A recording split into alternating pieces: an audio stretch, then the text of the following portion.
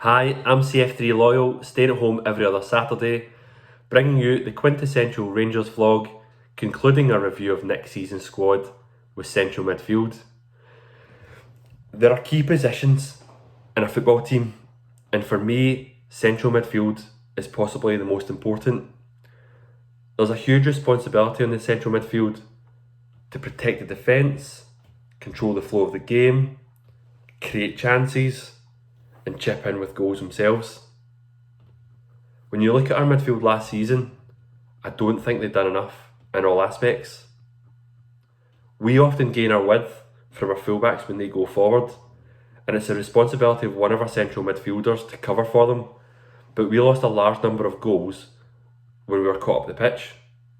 In an old-fashioned 4-4-2, the fullback and wide midfielder would overlap, but a 4-3-3, particularly when you're playing with two number 10s, you wouldn't expect Yanis Hadji or Ryan Kent to cover for James Tavernier or Borna Barisic when they're bursting forward. Daniel Koundé has done this very well, and he was praised for his partnership with Tav, but it's clear that's not the role that the manager wants his number 10 to play. We also don't control the flow of the game. The perfect example of that was Kilmarnock at Rugby Park in February.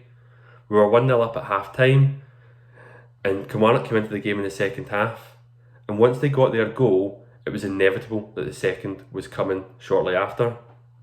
Our midfielders failed to put their foot in the ball and take the sting out of the game.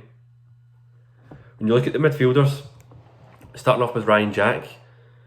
Ryan Jack played 19 games in the league last season, chipping in with 4 goals and 3 assists, and it was good to start to see Ryan Jack add goals and assists to his game. I thought his performance in the Old Firm Cup final was superb and merited a different result, and he's one of the existing midfielders who I think will be part of our starting 11 next season. There's then Stephen Davis. Davis played 24 times in the league and scored 0 and assisted 2.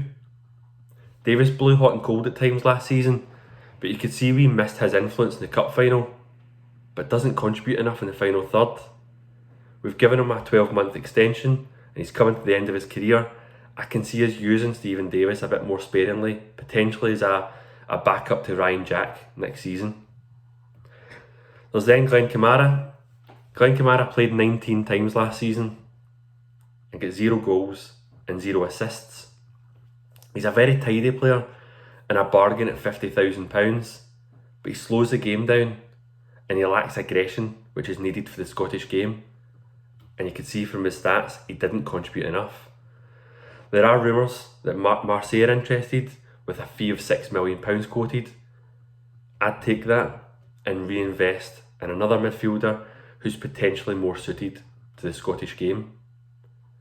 There's then Scott Arfield. Scott Arfield played 26 times and he scored 5 and assisted 4. Arfield was used in a multiple positions last year, but proved that his best position is through the middle. I think he can be a real key player for us next season, but maybe not his first choice. There's then Joe Aribo. Joe Aribo played 27, he scored 3 and he assisted 8, although a lot of them came from the number 10 position, as I spoke about previously. I can see him being utilised further up the pitch, but he can be cover in that midfield 3 if needed. But I think, like Kamara, he slows things down, he isn't aggressive enough, and he can't control the flow of the game, but definitely someone that can come in there and cover if needed. We do have other players in the squad, although we've relied heavily on those 5. We had Greg Docherty. I like Docherty a lot, but I don't see him starting in our 11. And when you think about guys like Stephen Davis and Scott Arfield dropping down to our bench, it's not looking good for Greg Docherty, and I can see us moving him on. With his performances on loan at Hibs and previously at Shrewsbury, I can see us getting around a £1 million fee for him with a sell-on clause, which would be good business at this stage. We've released 2 players, Jason Holt and Jordan Rossiter. I certainly hope for the latter's sake that he moves on from his injury problems, as I had huge hope for him. We also had Andy King for the first 6 months of the season, but he only made 2 league appearances, both from the bench, and returned to Leicester. We have a number of younger players coming through as well. Jamie Burjonis. I really liked Burjonis when he broke onto the scene. He looked capable of playing for Rangers, but we've continued to improve, and unfortunately for him, he's had a couple of unsuccessful loan spells, including Bury, where he didn't get a lot of game time. He's 21, getting into his last year of his contract. I'd like to see Burjonis be loaned out to a Scottish Premiership side to see what he can do and if he merits a place in the team after his contract comes up. There's then Stephen Kelly. Similar to Burjonis, he's similar age, he's 20 years old, he's another very talented midfielder. I actually recently put on Twitter that I'd let Stephen Kelly go, and I was abused for that comment. I'm told that Stephen Kelly is our most technical young player, and I'm also told that he was hugely impressive at Ayr United. I'm not sure he'll feature in our first team next year, but like Burjonis, if he is loaned out again, I'd like to see him loaned out to a higher division to see what he can do and if he merits a new contract. There's then Cammy Palmer, same age as Stephen Kelly. I'm sure he was the captain of the development side, but he's currently loaned out to one of our partner clubs in the States, Orange County. I suspect we might see him moving on from the club. There's then Charlie Lindsay. As I've done in recent videos, I've spoken about some of our really young players that are in our academy. Charlie Lindsay's 16. We signed him from Glentoran on his 16th birthday. Probably similar to what Chelsea done with us in Billy Gilmore. But he's been involved with Rangers for the past year. And at 15, he was named player of the tournament at the Alcast Cup. I've seen a few of those performances and I was really impressed with Charlie Lindsay. I want to see us develop him properly and hopefully see him and a couple of the other young players that I mentioned in recent videos like Leon King and Kai Kennedy make a difference in our first team in around 2-3 years. But for all of our central midfielders, we have tended to rely on the same ones as I mentioned earlier. One of the issues I have with that is that we can be too defensive minded. Do we really need Kamara, Jack and Davis to play at home in the league against St Mirren? We've seen that when Arfield came into the team in the next home game, he scored in the next home game and then went on a good run of form. Another issue I have is our inability to mix it up when things aren't going in our favour. When Hamilton Accies came at Ibrox, we sacrificed Glenn Kamara through the game to change it up, but we ended up having Morelos, Defoe, Kent, Barker, Hadji and Aribo all in forward positions, and we resorted to playing the long ball that the Hamilton Accies centre backs just soaked up. You just knew that we weren't going to score in that game. For me, there's a perfect blend of a midfield three when you're playing a 4-3-3 formation. There's a defensive minded midfielder to protect the defence and allow the other midfielders to push on. Even Liverpool have Fabinho in that role.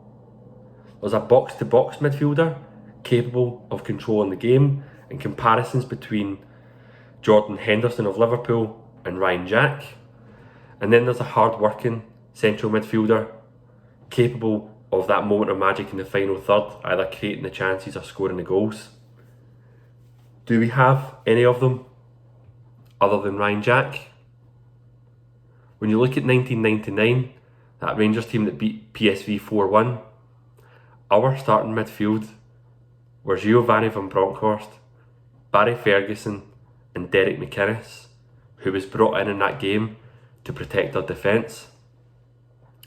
We then brought George Alberts off the bench. Off the bench. We don't have that quality anymore in central midfield.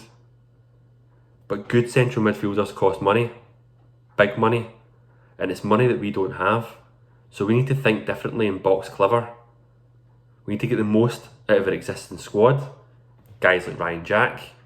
We need to develop and use our youngsters. We need to sign players with potential. And we need to look for experienced players at the end of their career. Or we could do what we done in 2010 with Nikica Jelavic and that's go out and spend the majority of our transfer budget on that one piece of quality. Another thing that I spoke about when I spoke about our number 10s was potentially looking at a 4-2-3-1 formation. If we do go ahead and sign a right-sided number 10, such as Jordan Ibe, we could play Ianis Hagi in a central, more advanced number 10 with two defensive-minded midfielders behind him to protect the defence. The rumour is tonight that Ianis Hagi has signed for the club for a reduced fee of £3 million because of the current climate, and if that's true, we must praise Rangers and praise Ross Wilson for an excellent bit of business. I wonder if Barry Ferguson's happier with that, and if we manage to cut down the fee by not paying international payments. Now, there have been some transfer rumours, starting off with one that we know, Lewis Ferguson at Aberdeen. Now, Aberdeen previously rejected a bid of £8 million for Scott McKenna from Aston Villa. The fear with Lewis Ferguson is that they will have an inflated valuation once again, but they might have to sell because of the current climate. And I could see Lewis Ferguson playing in our midfield three. I'm a big fan of him, and I could see him playing beside Ryan Jack in a more defensive-minded midfielder. We have been linked with three defensive-minded midfielders who I'm not too familiar with. Firstly, Pedro Chirivella. He's 23, like a Liverpool academy player, out of contract. There's then Nicholas Dorsch, who came through the Bayern Munich academy and now plays in the German second tier for FC Heidenheim. And then Renato Tapia, who's a Peruvian defensive midfielder out of contract at Feyenoord. There's then been some previous links as well. There's Lovro Majer at Dinamo Zagreb. He's potentially in a similar position to Mirko Maric that I spoke about when I was giving the review of our centre forwards, in the respect that Mark Allen was an expert in the Croatian market and our interest possibly ended when Mark Allen did leave. But we were linked with Lovro Majer in January, and at 22 he is a player who's highly rated, and he had a previous figure of £8 million quoted, but because of COVID-19 that might be lesser. And I watched him on YouTube. Now, I get that anyone can have a good highlights reel on YouTube, even I could look good, but he certainly looked capable of being someone who could create that moment of magic in a midfield three in a much more advanced role. And then lastly, there's Adam Lallana, another out of contract Liverpool player. He's 32, but still has a good few years left in him. I'm a big fan of Adam Lallana, but it appears that other Premiership managers are too, and we will likely be priced out of a deal for him. But if we did sign him, he'd be ideal in that midfield three as well, beside Ryan Jack and a defensive-minded midfielder, as he's very capable of creating chances in the final third and chipping in with goals. I've really enjoyed making these videos, but I don't think the wife was fully expecting how long it took to make. I've probably one more video in me this week. I'm going to pull together a summary video of everything we've spoken about over the past couple of days and respond to some comments from you, mostly about our captain, who definitely generated some heat. So watch out for that coming through. Please let me know what you think of the content if you want more of it, and continue to share with our fellow Bears. I'm CF3 Loyal. Stay safe, stay staunch.